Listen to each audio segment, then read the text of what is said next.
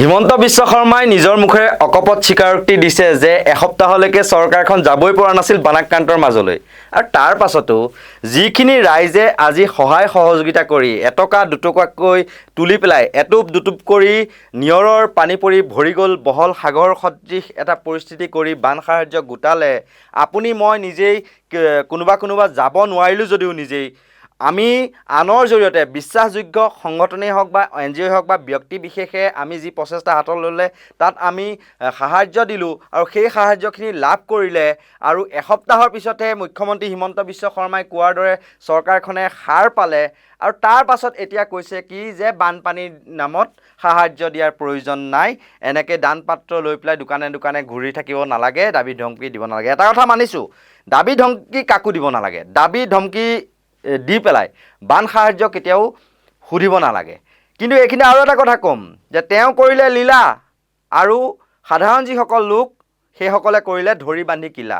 তেওঁ এতিয়া নিজেই কৈছিল দেখোন যাকে তাকে নিদিব, আপোনালোকৰ যি ফাণ্ড দিবলগীয়া আছে মুখ্যমন্ত্ৰী সাহায্য পুঁজিলৈ দিয়ক। আৰু মুখ্যমন্ত্ৰী সাহায্য পুঁজিটো এতিয়া তেওঁ কি নিজৰ টকাৰে দিছে? তেওঁ এটা কথা কৈছে যে যি কৰে নিজৰ টকাৰে কৰক, নিজৰ পইচা আছে যদি দিয়ক বা 10জন বন্ধু মিলি পেলাই নিজৰ পইচা তুলি দিয়ক, আনৰ পৰা পইচা বিচাৰিব নালাগে। কিন্তু তেওঁ কি কৰি আছে? মুখ্যমন্ত্ৰী সাহায্য পুঁজিলৈ আজি কিমান মানুহে কোটি কোটি টকা দান বৰঙণি দিলে, কোনোবাই 11 কোটি, কোনোবাই 10 কোটি, কোনোবাই 20 কোটি, কোনোবাই 50 কোটি, কোনোবাই 50 লাখ, কোনোবাই 5 লাখ, কোনোবাই 10 লাখ, কোনোবাই নোৱাৰিছে 1 লাখ টকা দিছে। সেইবিলাক কি তেওঁৰ পকেটৰ পইচা? তেওঁৰ যিসকল মন্ত্ৰীগণ সেইসকলৰ পকেটৰ পইচা আছিল নেকি? এই দুইটা বিষয় আজি আপোনালোকৰ মাজত আমি বহলকৈ আলোচনা কৰিম। প্ৰথমতে আহিছোঁ এই কথাটোলৈ, মুখ্যমন্ত্ৰীগৰাকীয়ে অকপট এটা স্বীকাৰোক্তি দাঙি ধৰিছে আৰু তেওঁ কৈছে যে এসপ্তাহলৈকে এইখন চৰকাৰ বানাক্ৰান্তৰ ওচৰলৈ যাব পৰা নাছিল আৰু এতিয়া গৈছে আৰু গোটেই বস্তুটো এতিয়া চৰকাৰৰ নিয়ন্ত্ৰণত বুলি তেওঁ কৈছে। মানে ৰাইজে তৰিলে, ৰাইজক বিপদৰ পৰা ৰাইজেই তৰিলে, এসপ্তাহৰ পিছত অলপ পানী শুকাল আৰু পানী শুকোৱাৰ পিছত এতিয়া মানে চেলফি উঠিবলৈ, মানুহক আৱেগিক কৰি সাৱটি ধৰিবলৈ, চেক মিলাবলৈ, হাত এনেকৈ কৰিবলৈ, জোকাৰিবলৈ, এইবিলাক কৰিবলৈহে তোমালোকক চৰকাৰখন ৰাখিছে নেকি? এখন কল্যাণকামী চৰকাৰৰ কাম কি? এখন জনমুখী চৰকাৰৰ কাম কি? তেওঁলোকৰ কাম হৈছে যদিহে জনগণৰ, যিহেতু তেওঁলোকে জনগণই ভোট দি পেলাই জিকাই পেলাই চৰকাৰ পাতিছে, গতিকে জনগণক দুৰ্যোগ বিপদৰ সময়ত বা প্ৰলয়ৰ সময়ত জনসাধাৰণক উদ্ধাৰ কৰা। কিন্তু অকপট স্বীকাৰোক্তিত মুখ্যমন্ত্ৰী হিমন্ত বিশ্ব শৰ্মাই কৈ দিলে যে এসপ্তাহলৈকে চৰকাৰখন যাব পৰা নাছিল সেই বানাক্ৰান্ত অঞ্চললৈ। শুনক তেওঁ কি কৈছিল, সেই মন্তব্য আপোনালোকলৈ বুলি আগবঢ়াইছোঁ। এতিয়া গোটেই পৰিৱেশটো চৰকাৰৰ নিয়ন্ত্ৰণত আহিছে, তাত এতিয়া চৰকাৰে সকলো জেগাত যাব পাৰে। প্ৰথম 7 দিনৰ কথাটো বেলেগ আছে যে চৰকাৰ যাব নোৱাৰিছে, এতিয়া চৰকাৰ প্ৰতিটো জেগাত যাব পাৰে আৰু ৰাইজেও চৰকাৰৰ ওচৰত প্ৰত্যক্ষ হিচাপে আহিব পাৰে। আৰু চৰকাৰৰ ফালৰ পৰা এতিয়া আমি ফাইনেল এছেছমেণ্ট কৰি ক্ষতিপূৰণৰ দিশতো কালিৰ পৰা আমি আগবাঢ়িম। এতিয়া মুখ্যমন্ত্ৰী মহোদয়, আপোনালোকে কথাই কথাই কৈ থাকে আপোনালোকৰ 102গৰাকী বিধায়ক আছে, জনতাই ৰায় দিছে। গতিকে জনতাই যিহেতু ৰায় দিছে, আপোনালোকৰ 102গৰাকী বিধায়ক সেই এসপ্তাহে ক'ত আছিল তেন্তে? আপুনি কোৱা কথাৰ ওপৰত ভিত্তি কৰি সুধিছোঁ, সেই এসপ্তাহে কি ঘোঁৰা ঘাঁহ কাটি আছিল তেওঁলোকে? মানে পুতলা কৰি ৰাখিবলৈকে চৰকাৰখন ৰাইজে জয় কৰাইছে নি? বিপদত এতিয়া ৰাইজেই ৰাইজক তৰিব, চৰকাৰখন হাত সাৱটি এনেকৈ বহি থাকিব? পুতলা কৰি চৌকেছত সজাই ৰাখিবলৈ এইখন চৰকাৰ পাতিছিল নেকি? আপুনিতো নিজ মুখেৰে স্বীকাৰ কৰিলে কাৰণে আমি আজি এইখিনি কথা ক'বলৈ বাধ্য হৈছোঁ। উদ্ধাৰ অভিযান কৰিবলৈ SDRF যদি পৰা নাছিল, SDRFে NDRF আনিব লাগিছিল। সেনাবাহিনীৰ জোৱানসকলক সেই উদ্ধাৰ কাৰ্যত আজি নিয়োজিত কৰিব লাগিছিল। তেতিয়া হয়তো এতিয়া 97গৰাকীতকৈ অধিক লোক মৃত্যুক আঁকোৱালি লোৱাৰ খবৰ পাইছোঁ। হয়তো চেঞ্চুৰী পাৰ হৈ যাব পাৰে, 100 পাৰ হৈ যাব পাৰে কাইলৈৰ ভিতৰত। মৃতদেহ এটাৰ পাছত আন এটা বিভিন্ন বানাক্ৰান্ত অঞ্চলত ওলাই আছে, ক'ৰবাৰ বাহনিৰ মাজত, ক'ৰবাৰ বোকাৰ মাজত, ক'ৰবাৰ বালিৰ মাজত, পলসৰ মাজত। বানপানীত মৃত্যুযজ্ঞ হৈছে। আজি সেই এসপ্তাহে যদি সেই জনতাই পাতি দিয়া চৰকাৰখনে তৎপৰতাৰে কাম কৰিলেহেঁতেন, তেতিয়া ৰাইজে এনেকৈ বানাক্ৰান্তক উদ্ধাৰ অভিযান, সাহাৰ্য বিতৰণ, ৰাইজৰ পৰা 2 এটকা খুজি মেলি এনেকৈ সহায় নকৰাহেঁতেন, আজি ৰাইজমখা নিগমে মৰিলহেঁতেন। আৰু মুখ্যমন্ত্ৰী মহোদয়, আপুনি কৈছে যে চৰকাৰে এতিয়া গোটেই বিষয়টো চৰকাৰৰ অধীনত কৰি লৈছে, গতিকে এতিয়া চৰকাৰে নিয়ন্ত্ৰণ কৰিব সকলো, চৰকাৰ সোমাই গৈছে সেই অঞ্চলত। তেতিয়াহ'লে এতিয়া বহু বানাক্ৰান্তই কিহৰ কাৰণে চৰকাৰী সাহাৰ্য পোৱা নাই? বেংক একাউণ্ট নম্বৰ দিলে, আধাৰ কাৰ্ড দিলে, যি নথি পত্ৰ লাগে সেইখিনি দিলে, তাৰ পাছতো শিৱসাগৰ আৰু চৰাইদেউৰ কিয় বানাক্ৰান্তই সাংবাদিকৰ আগত ক'বলৈ বাধ্য হৈছে যে তেওঁলোকে সাহাৰ্য লাভ কৰা নাই? কিহৰ কাৰণে ক্ষোভ বুজাইছে যে মুখ্যমন্ত্ৰীয়ে ঘোষণা কৰাৰ ধৰণে আমি বানাক্ৰান্ত হৈও বা বানত ক্ষতিগ্ৰস্ত হৈও 15,000 টকা বৰ্তমান পৰ্যন্ত কিয় লাভ কৰা নাই? সেইবুলি প্ৰশ্ন কৰিছে। আমাৰ হাতত মন্তব্য আছে, আমি শুনাই লৈছোঁ। আমি বানত পুৰা তিনিলে ডুবি পানী ৰাস্তাত থাকিলোঁ। দীক্ষকৰীয়া নামত 10 নং ৱাৰ্ডৰ হয়, আৰু আমাৰ 15,000 যিটো মুখ্যমন্ত্ৰীয়ে দিছিলে সেইটো আমাৰ একাউণ্টত সোমোৱা নাই। যিবোৰ মানে পাব লাগিছিলে এইবোৰ মানে আমি পোৱা নাই, যিবোৰ মানে পাব নালাগে সেইবোৰ মানুহৰ কিছুমানৰ একাউণ্টত সোমাইছে বুলি আমি গম পাইছোঁ। সেইটো কাৰণে আমি DC ছাৰৰ ওচৰত আমি কাগজ দিবলৈ আহিছোঁ আজি। গম পাইছোঁ, কিন্তু শুনিছোঁ আমুকে বানপানীত ডুবা নাই যদিও পাই গৈছে, কিন্তু আমি এতিয়া নামৰ সৈতে ক'বলৈ নোৱাৰোঁ, গম নাপাওঁ নাম। মই এতিয়া ক'বলৈ বিচাৰিছোঁ, মুখ্যমন্ত্ৰী মহোদয়ক মই অনুৰোধ কৰিছোঁ, যিবোৰ মানুহে পইচা পোৱা নাই আৰু তেওঁলোকক চবকে ইনকুৱাৰী দিব লাগে। আৰু এতিয়া আমাক তেওঁলোকে দৌৰুৱাইছে, এই মিউনিচিপালিটি আহক, এই কোৰ্টলৈ আহক, চাৰ্কুল অফিচলৈ আহক, কালি পৰহি দিনটো ঘূৰুৱাই আছে। গতিকে তেওঁ ইনকুৱাৰী দিয়াব লাগে, কোনে কোনে পইচা পাইছে, কোনে কোনে পইচা পোৱা নাই, কাৰ কাৰ ঘৰত পানী হৈছে, কাৰ কাৰ ঘৰত পানী নাই, সেইটো ইনকুৱাৰী দিব লাগে। তাকে মই হাত জোৰ কৰি তেওঁক অনুৰোধ কৰিছোঁ। আমাৰ মাননীয় মুখ্যমন্ত্ৰী মহোদয়ে এক প্ৰতিশ্ৰুতি দিছিল, সেইটো কোনো নগৰবাসী বা গাঁওবাসীয়ে সেই প্ৰতিশ্ৰুতি দিয়া নাছিল। সেই প্ৰতিশ্ৰুতি দিছিল মাননীয় মুখ্যমন্ত্ৰী হিমন্ত বিশ্ব শৰ্মাই। তেখেতে কৈছিল যে যিসকল বানত বিধ্বস্ত যিসকল লোক, তেওঁলোকক প্ৰতি ঘৰৰ প্ৰতি 15,000 টকাকৈ দিম বুলি এক প্ৰতিশ্ৰুতি দিছিল 3, 4, 5 তাৰিখৰ ভিতৰত। আৰু এতিয়া দেখিলোঁ অকল আমাৰ সোণাৰী নগৰতে নহয়, আশে পাশে যিসকল গাঁও এৰিয়া আছে, চৰাইদেউ জিলাখনৰ যিবিলাক গাঁও আছে, সেই গাঁওবিলাকৰ বহুত লোকৰ 15,000 টকাকৈ সোমোৱা নাই। এটা বিশৃংখল পৰিৱেশৰ সৃষ্টি হৈছে, অলপ খেলি মেলি সৃষ্টি হৈছে। গতিকে মাননীয় মুখ্যমন্ত্ৰী মহোদয়লৈ মই অনুৰোধ জনাওঁ, আপুনি ইয়াৰ ওপৰত এক পৰ্যালোচনা কৰি এক সূক্ষ্ম বিশ্লেষণ কৰি ইয়াৰ বিহিত ব্যৱস্থা ল'ব লাগে। আৰু আমাৰ কেতিয়াবা প্ৰশ্ন হয়, আচলতে সোধা কথা নহয়, কেতিয়াবা প্ৰশ্ন হয়, আপোনাৰ সাহাৰ্য পুঁজি লৈ যিসকল লোকে সাহাৰ্য দিছে, অইল ইণ্ডিয়াৰ পৰা আদি কৰি আদানী আম্বানীৰ পৰা আদি কৰি বহুত লোকে সাহাৰ্য দিছে, আপুনি কি সেই সাহাৰ্য পোৱা নাই নেকি? আচলতে আমি নগৰবাসী বা গাঁওবাসীয়ে কোনো লোকে, চৰাইদেউ জিলাৰ কোনো লোকে আপোনাক 15,000 টকা দিব লাগে বুলি আমি ডিমাণ্ড দিয়া নাছিল। মাননীয় মুখ্যমন্ত্ৰী মহোদয়, আপুনি বানপীড়িতসকলক যিখিনি সাহাৰ্য দিয়াৰ কথা ঘোষণা কৰিছিলে, ইতিমধ্যে আমিও বানপীড়িত মানুহ, কিন্তু আমি আজিলৈকে এটাও সুবিধা পোৱা নাই। আৰু আমি আপুনি দিয়া যিটো 15,000 টকা আজিলৈকে আমাৰ একাউণ্টত সোমোৱা নাই। আমি কিন্তু একাউণ্টৰ নাম্বাৰ আৰু এইটো কি বুলি কয় আধাৰ কাৰ্ডটো দিছোঁ, কিন্তু আজিলৈকে আমাৰ একো আমি সহায় পোৱা নাই আপোনাৰ। এতিয়া মুখ্যমন্ত্ৰী মহোদয়, আপুনিয়ে কওকচোন, যদিহে আপোনালোকৰ চৰকাৰখনে এই কামবিলাক নিয়াৰিকৈ পৰিচালনা কৰিলেহেঁতেন, যদিহে বানাক্ৰান্তক যদি ঘৰ বনাই দিলেহেঁতেন, মাত্ৰ 15,000 টকা এককালীন সাহাৰ্য ঘোষণা কৰি বৰষুণৰ এটা টোপালৰ দৰে সহায় কৰিয়েই ক্ষান্ত থাকিলেহেঁতেন, এই লোকসকলক কি গতি হ'লহেঁতেন, কি বিলৈ বিপত্তি হ'লহেঁতেন? আজি ৰাইজে হাতে হাত ধৰি ভূপেন হাজৰিকা দেৱৰ যি গীত মানুহে মানুহৰ বাবে, যদিহে অকণো নাভাবে ভাবিব কোনেনো কোৱা, সমনীয়া ভাবিব কোনেনো কোৱা, এই গীতটিৰ আধাৰত যদিহে আজি 2 এটকাকৈ এনেকৈ গোটাই বান সাহাৰ্য নিদিলেহেঁতেন, নিগমে মৰিলেহেঁতেন সকলো। হয়, কিছুমানে 2 নম্বৰী কৰিছে, সেইবোৰ ৰাইজৰ জালতো পৰিছে। ৰাইজে তেওঁলোকক প্ৰশ্ন সুধিছে, জবাবদিহি কৰিছে, আৰক্ষীক গতাই দিছে। কিন্তু এতিয়া এই দুৰ্যোগৰ সময়ত আপুনি তেওঁলোকক ধন্যবাদ তথা কৃতজ্ঞতাহে জ্ঞাপন কৰিব লাগিছিল। কিন্তু আপুনি ক'লে যে দান পাত্ৰ লৈ পেলাই বান সাহাৰ্য খোজাৰ প্ৰয়োজন নাই, বা এতিয়া বান সাহাৰ্য দিয়াৰো প্ৰয়োজন নাই, চৰকাৰ আহি গৈছে। সেই 7 দিন ক'ত মৰি আছিল তেন্তে।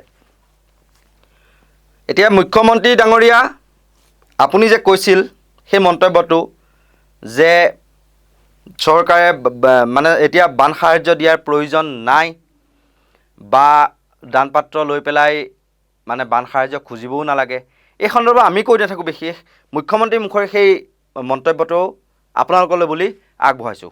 শুনি লওকচোন আপোনালোকে নিজেই। বানপানী নামত সাহায্য উঠোৱাৰ প্ৰয়োজন নাই। মই দেখিছোঁ যে বক্স লৈ আমি ৰাস্তাই ঘাটে পইচা তুলিছোঁ। বেলেগৰ পইচা তুলি আমি সাহায্য দিব নালাগে, নিজৰ টকাৰে যদি আমি পাৰোঁ সাহায্য দিব লাগে। আপুনি যদি মোৰ পৰা টকাটো তুলি আপোনাৰ বেনাৰখনত গৈ সাহায্য দিলে, তেতিয়াহ'লে মোৰটো তাত বান ৰিলিফ নহয়। মই দেখিছোঁ যে বহুতে টিং লগাই স্কেনাৰ লগাই পইচা উঠাইছে, তাৰমানে নিজৰ পইচা নহয়, বেলেগৰ পইচা লৈ গৈ তাতে, সেইটোতো মোৰ মতেদি ফ্লাড ৰিলিফ নহয়। আমি পুলিচকো নিৰ্দেশ দিছোঁ যাতে কোনো ক্ষেত্ৰতে দোকান পোহাৰ সাধাৰণ নাগৰিকৰ পৰা বলপূৰ্বকভাৱে ক'তো বান সাহায্য তোলা নহয়, কাৰণ এতিয়া গোটেই পৰিৱেশটো চৰকাৰৰ নিয়ন্ত্ৰণত আহিছে। তাত এতিয়া চৰকাৰে সকলো জেগাত যাব পাৰে। প্ৰথম 7 দিনৰ কথাটো বেলেগ আছে যে চৰকাৰ যাব নোৱাৰিছে, এতিয়া চৰকাৰ প্ৰতিটো জেগাত যাব পাৰে আৰু ৰাইজেও চৰকাৰৰ ওচৰত প্ৰত্যক্ষ হিচাপে আহিব পাৰে।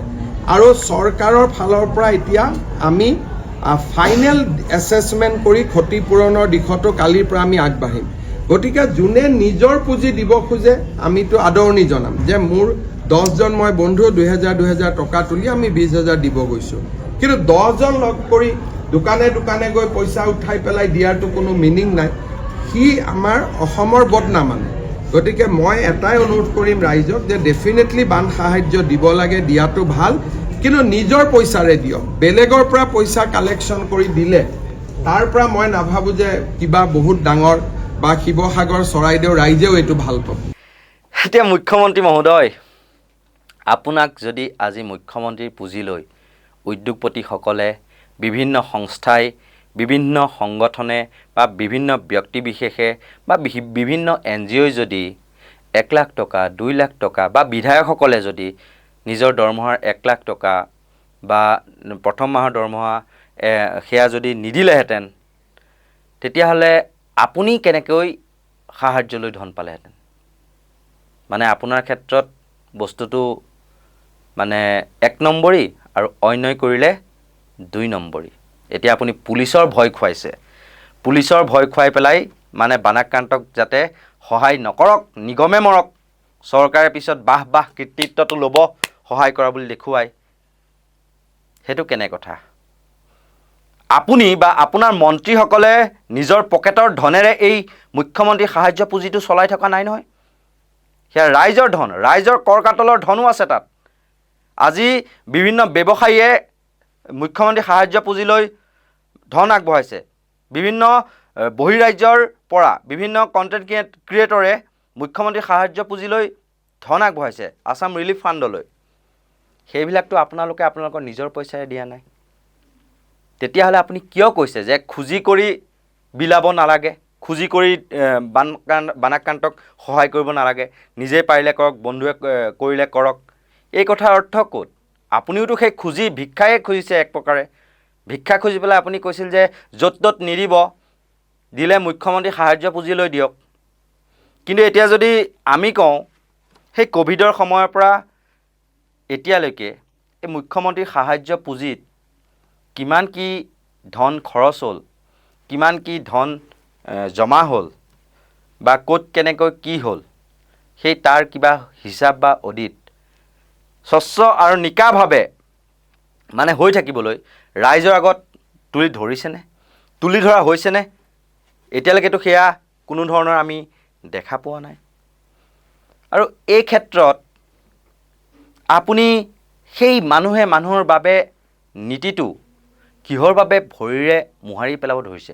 আজি জুবিন গাৰ্গ যদি জীয়াই থকাহেঁতেন, জুবিন গাৰ্গেওতো এসময়ত হাতত দানপাত্ৰ লৈ পেলাই সাহায্য বিচাৰিছিল। আজি জুবিন গাৰ্গৰ অনুপস্থিতিত গৰিমা শইকীয়া গাৰ্গে হাতত দানপাত্ৰ লৈ দোকান পোহাৰ বা বিভিন্ন ব্যক্তিৰ পৰা সাহায্য লৈ বানাক্ৰান্তৰ মাজত বিলাবলৈ গৈছে।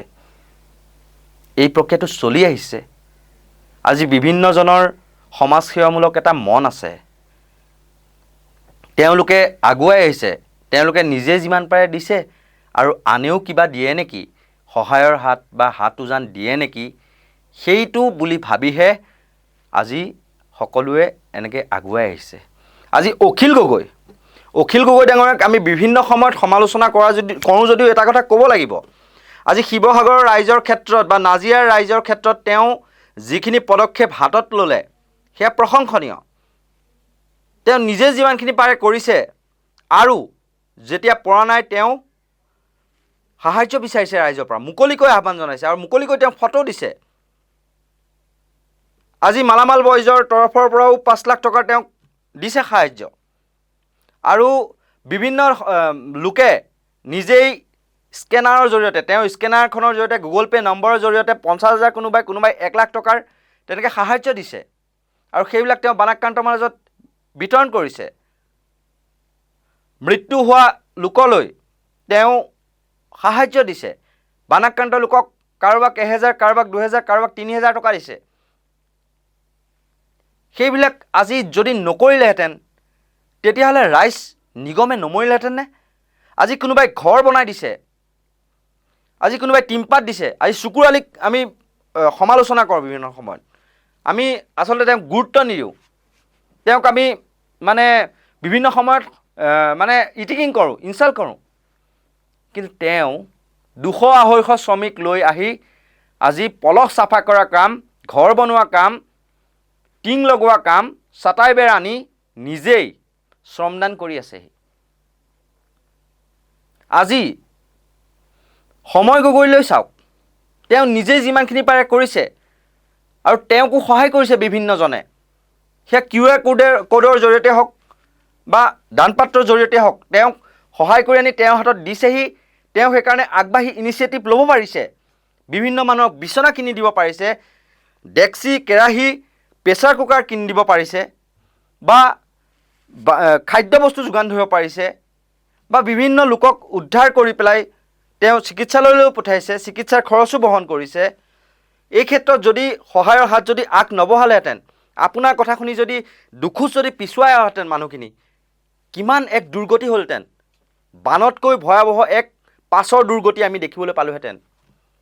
মানুহ আজি বিভিন্ন ৰোগত আক্ৰান্ত হৈ পেলাই মৃত্যুক আঁকোৱালি ল'লেহেঁতেন। এই কথা আপুনি এবাৰমান নীৰৱে ভাবি চালেনে? আজি সেই মানৱ দৰদী যিসকল লোক সহায়ৰ হাত বঢ়াইছে সেইসকলক আপুনি ধন্যবাদ বা কৃতজ্ঞতা জ্ঞাপন কৰিব লাগিছিল। কিন্তু নিজেই বাহটো ল'বলৈ, নিজৰ ফটা ঢোলটো কোবাবলৈ আপুনি ব্যস্ত থাকিল। কিয় মুখ্যমন্ত্ৰী মহোদয়? আপোনাক প্ৰশ্ন কৰিছোঁ আপোনাৰ মন্তব্যৰ বাবে। যিটো সময়ত আপুনি যিটো মন্তব্য কৰিব নালাগে আচলতে, সেই মন্তব্য কিয় কৰিলে? এইটো সময় হাতে হাত ধৰি জাতি, ধৰ্ম, বৰ্ণ নিৰ্বিশেষে ৰাজনীতিৰ ঊৰ্ধত গৈ সকলোৱে এই বিপদৰ পৰা পৰিত্ৰাণ পাব লাগে। এই জলপ্ৰলয়ৰ পৰা আমি উঠি আহিব লাগে। যিমানেই নহওক বাৰু, প্ৰকৃতি সৃষ্টই হওক বা মানৱ সৃষ্টই হওক, আজি বিভিন্ন ধৰণে অভিযোগ উত্থাপন হৈছে। বিজেপি নেতা আজি শিল খননৰ কামত জড়িত আছে, বিজেপি বিধায়ক জড়িত থকা বুলি অভিযোগ উত্থাপন হৈছে আৰু তাৰ ফলতে এই মহাপ্ৰলয় হোৱা বুলি বিভিন্ন পক্ষই অভিযোগ উত্থাপন কৰিছে। এইবিলাক কি হ'ল তেন্তে? এইবিলাকৰ তদন্ত কেতিয়া কৰিব? আপুনি এইবিলাকৰ তদন্ত কৰি বানপানী নোহোৱাৰ এক স্থায়ী সমাধান আপুনি সূত্ৰ উলিয়াব লাগেনে? এনেকুৱা ধৰণৰ আঁহফলা নীতিৰে কোনে কাৰ একাউণ্টত কি টকা দিলে, কেনেকৈ বানাক্ৰান্তক সহায় সহযোগিতা আগবঢ়ালে, তাৰ ওপৰত আপুনি বেছিকৈ গুৰুত্ব দিব লাগে।